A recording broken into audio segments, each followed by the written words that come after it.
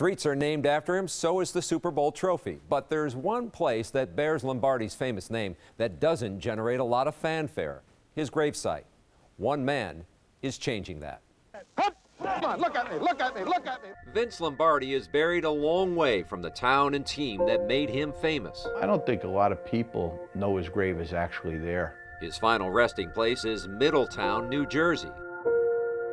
He's buried like a common person. A common man with perhaps an uncommon caretaker. And you know, it's the big G I did this year. Gary Martin is a retired New Jersey police captain, and as you can see from his sweatshirt, a New York Jets fan. Yeah, my father is the one that turned me on to Lombardi. His father, a World War II veteran, loved Lombardi. I always remember my father saying that if he was surrounded by the enemy, he would choose Vince Lombardi because he would never surrender. And that left a lifelong impression. Gary hasn't given up either. He has been the unofficial caretaker of Lombardi's grave for nearly 30 years. My father said Vince Lombardi was more than a coach.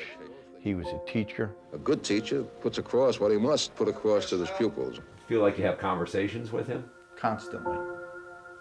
All the time. The conversation is usually about Gary, trying to recite Lombardi's famous quotes.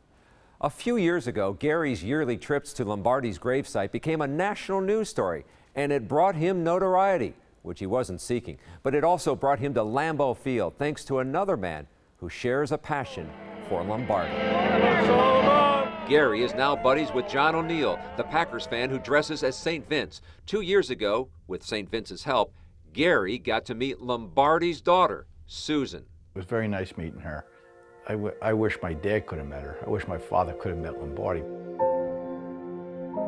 Maybe not in life, but Gary's memory of his father and his father's love for Lombardi all come together at this special place a few times a year. I think my father constantly at the grave. My father loved the guy.